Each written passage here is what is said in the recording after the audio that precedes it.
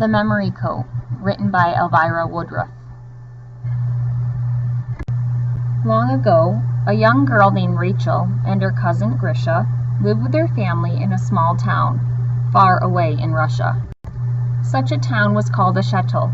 It was where many of the Jewish people lived. There they worked as cobblers, blacksmiths, tailors, and shopkeepers. Their little wooden houses and shops ran all along the cobblestone streets. These houses were often filled with large and lively families. Rachel and Grisha had such a family, and oh, what a commotion they made. There always seemed to be a baby crying in the cradle, a cousin tapping at the door, an older sister humming at the stove, a younger sister pleading for something sweet to eat, and always there was Rachel chattering away. And in the midst of this and that, there was their grandmother, Baba, covering her ears and shushing them. "Kvuda vavem," she would say. But quiet was something Rachel could never be, for she loved to tell stories, and her cousin Grisha loved to draw pictures to go along with them. From the first morning light to the setting of the sun, Rachel and Grisha's stories continued. They were the best of friends, and they shared all of their deepest secrets. But it had barely been a year ago that Grisha had come to live with Rachel's family. He had been orphaned when he lost his parents in an epidemic, and there were still times when he would run to the alley behind the synagogue where he could be alone to grieve. At these times, Rachel's mother and grandmother worried about Grisha being outdoors in the cold, with only his threadbare coat to keep him warm. But whenever they offered to make him a new one, Grisha always refused.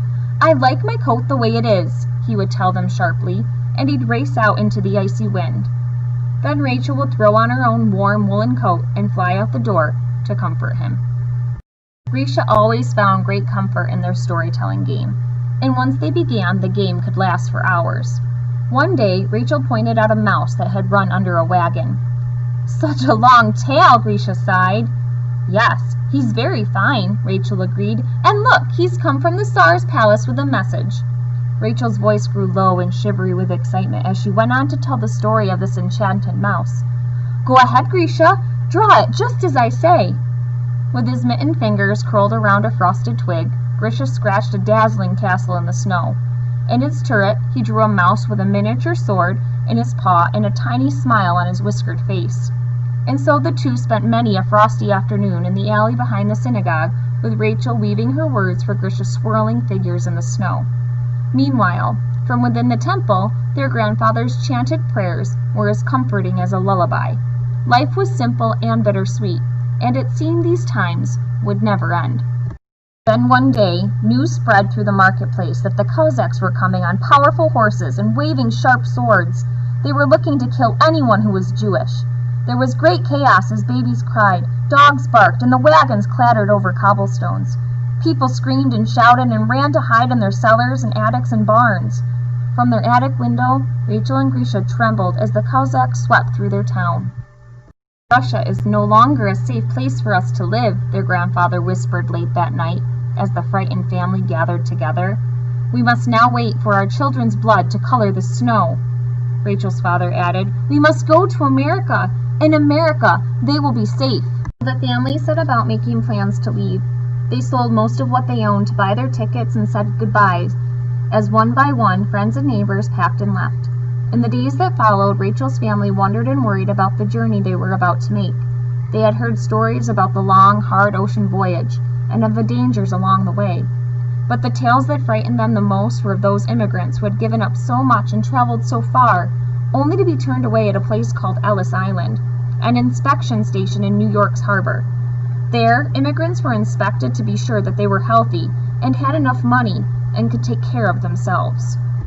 "We must make a good impression so that we'll all be allowed to stay in America," their grandfather told them as the family gathered around the table for the last time. "If we make one mistake, we could be separated forever." Everyone shuddered at the thought. "There will be no mistakes," Rachel's father said. "Then we'll have to do something about Grisha's coat," Baba decided. "Look how torn and tattered it's become. If we're to make a good impression, he will have to have a new one. Come, Grisha, let me measure your arms." "No!" Grisha cried. He grabbed the coat and ran to the attic to hide. Tisk, tisk, tisk, his aunts and uncles clucked and shook their heads. What can he see in such an old coat? "He sees the inside," Rachel whispered. "It's lined with the beautiful wool from his very own mother's coat. Inside, he can still feel his mama's touch. Ah, their grandfather's sad sigh filled the room as a fierce wind whistled around the windows. Everyone lowered their eyes, ashamed at having forgotten how Grisha's dear mother had struggled to make him the little coat in the last winter of her life. Not another word was spoken about it, and Bubba took out her basket to mend the coat once more. Early the next morning, the family packed their few belongings and said goodbye to the only place they'd ever called home. Together, they made the difficult journey, first by wagon, then by train, and finally by the big ship that crossed the ocean to America. The rough ocean voyage took 14 days. To comfort themselves, Rachel and Grisha played their story game. By the time they reached New York's harbor, they had left a trail of their stories and drawings stretching all the way back to Russia. And so it was that this family made its way to a long line of people to the place called Ellis Island. And so it was that Grisha's tattered coat made its way with them. Grisha and Rachel held tight to their grandmother's skirts as they were swept along in the crowd. As the din of thousands of strange voices echoed through the large hall, they couldn't help wondering and worrying about the inspectors who watched them. Would they pass the inspections? Would they be sent back to Russia? Would the family be separated forever? They waited in one line, then another, then another. To still their fears, Rachel and Grisha continued their game. Once there lived a magical bird with golden feathers, Rachel began. Grisha took out a pencil and a piece of paper he found and leaned on a plaster wall as he drew. She told her story. Rachel spread her arms and pretended to fly, but she suddenly lost her balance and fell against Grisha.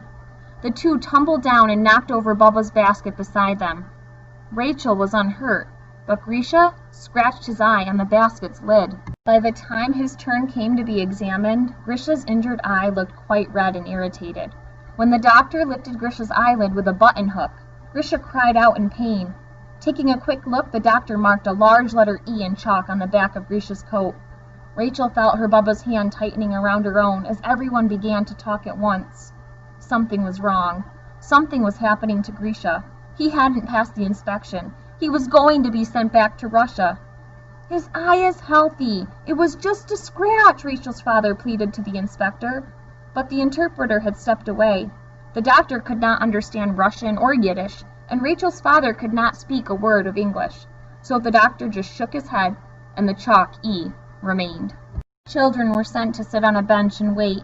Why won't they let Grisha stay? Rachel's younger sister asked. Maybe it's his raggedy old coat, said another sister. You should have listened to Bubba and let her make you a new one. I won't let them send you back, Rachel whispered to Grisha. Suddenly Rachel had an idea. Quickly, she pulled off Grisha's coat and turned it inside out, exposing the beautiful wool from his mother's coat. Now the dreaded chalk mark was hidden from view, and Rachel's father was able to walk Grisha over to another line where he was examined once more.